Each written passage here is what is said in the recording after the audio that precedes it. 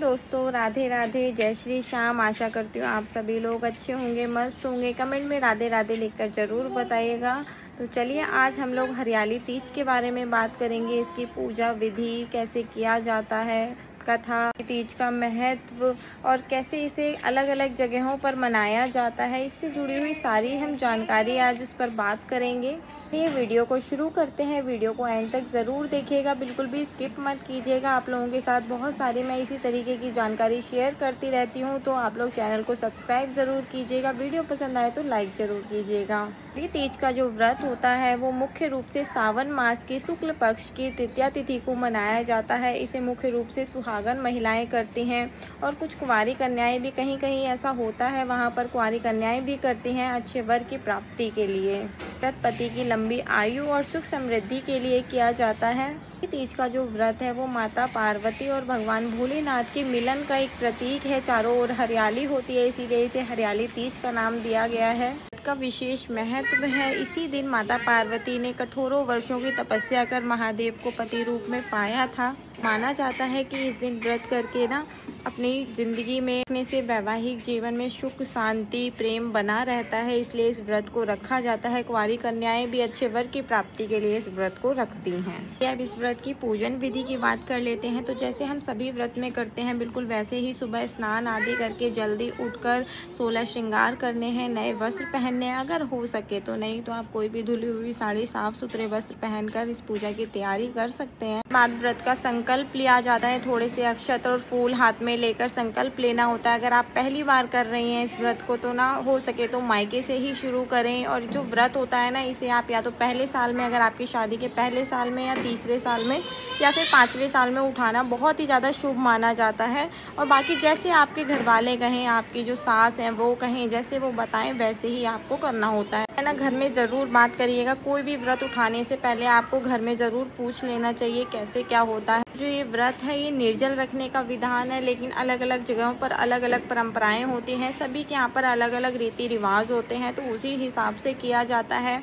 तो कहीं पर इसे फलाहार के तौर पर भी किया जाता है। पूरा दिन फलाहार करने के बाद शाम को व्रत खोल लिया जाता है। कहीं कहीं पूरा दिन निर्जल रखकर और शाम को खा लेते हैं, एक टाइम का खाना खा लेते हैं। या फिर कहीं कहीं अगले दिन पारण करते हैं, तो अगले दिन ही खाते हैं। पूरा दिन निर्जल रहते हैं, अगले दिन ही खाना होता है। और जब आप पानी पिए तो वो पति के हाथ से ही पीना होता है, तो बहुत ज़्यादा शुभ माना जाता है। पति के हाथों से अपने मांग में सिंदूर भरवाएं, बहुत ज़्यादा शुभ होता है। पार्वती और भगवान भोलेनाथ की मिट्टी की मूर्ति बनाई जाती है, तो आप गमले से मिट्टी लेकर मूर्ति बना सकते हैं। बस तुलसी जो गमला होता है तुलसी जी का, उसमें से मिट्टी नहीं लेनी है। और कल तो तुलसी जी का पूजन भी नहीं होगा क्योंकि कल संडे है।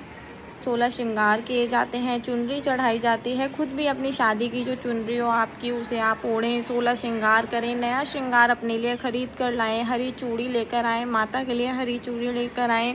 जितना अच्छा सामान आप अपने लिए खरीदते हैं उतना ही अच्छा, उतना ही बढ़िया सामान आपको माता के लिए भी खरीदना है। दीप, चंदन और मिठाई आदि से माता का पूजन, भगवान भोलेनाथ का पूजन किया जाता है। चंद्रामृत जरूर रखिएगा, उसी से सबसे पहले आपको शुद्धिकरण करना है। फूल, पीले फूल जरूर माता को चढ़ाने हैं। भगवान भोलेनाथ को पीले फूल होते हैं वो बहुत ज़्यादा पसंद होते हैं। हाथों में मेहंदी लगाएं, माता को भी मेहंदी ज़रूर लगाएं। और हो सके तो कुछ सुहागन महिलाएं हों आपके घर में, उन्हें भी मेहंदी ज़रूर लगवाएं। बहुत ही शुभ होता है, बहुत ही पुण्य का काम होता है। जब आप पूजन वगैरह कर लें तो इस व्रत की कथा होती है। बाजार में आपको पंसारी की दुकान में किताब मिल जाएगी इस व्रत की, तो वो किताब आप ले आएँ और उससे आपको कथा ज़रूर सुननी है। और आप चाहें तो आप फ़ोन पर भी, जैसे आजकल तो इतने ज़्यादा सुविधाएं हैं कि आप फ़ोन पर भी सुन सकते हैं, तो ये कथा ज़रूर सुननी है। माता पार्वती ने बहुत कठोर तप के बाद भगवान शिव को भी अपने पति रूप में पाया था, तो उसी का फल होता है।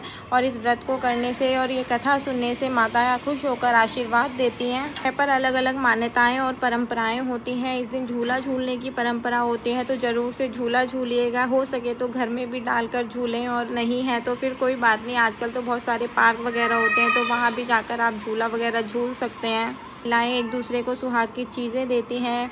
पीहर से भी ना सिंधारा आता है एक दिन पहले, तो अगर आपके यहाँ पर आता है तो उसी सामान का आपको इस्तेमाल करना है इस व्रत में। राजस्थान, उत्तर प्रदेश, मध्य प्रदेश, बिहार, इन सब जगहों पर ना ये जो त्यौहार है बहुत ही ज़्यादा धूमधाम से मनाया जाता है। लेकिन सभी जगह की ना थोड़ी थोड़ी सी सभी जगह की अलग अलग परंपराएं होती हैं, अपने हिसाब से होती हैं। परंपराएं आपके घर की होती हैं ना, उसी हिसाब से ये व्रत करना होता है। तो आप अपने घर में पहले से बात कर लें अपने बड़ों से, उसी हिसाब से आप उन्हीं की परंपराओं को फॉलो करते हुए ये व्रत करें। अगर आप पहली बार ये व्रत कर रही हैं, हो सके तो निर्जल ही करें। निर्जल ही इस व्रत का ज़्यादा महत्व होता है। और उसके बाद आप अगले दिन या फिर शाम के टाइम पर, अगर आपसे नहीं रहा जाता तो शाम के टाइम आप पानी पी लें और फिर एक वक्त का खाना खा लें।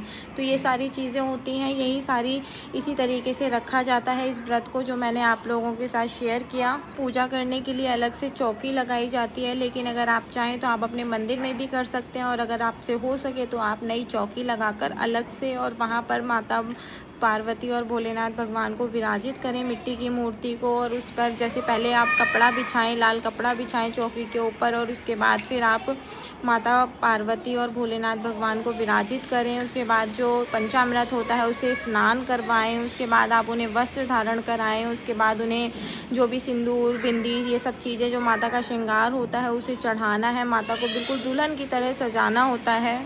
फल, मेवा, धूप से आप सब माता का पूजन करें, भोलेनाथ का पूजन करें। गणेश भगवान को जरूर बिठाना मत भूलिएगा, गणेश भगवान की सबसे पहले पूजा करनी है।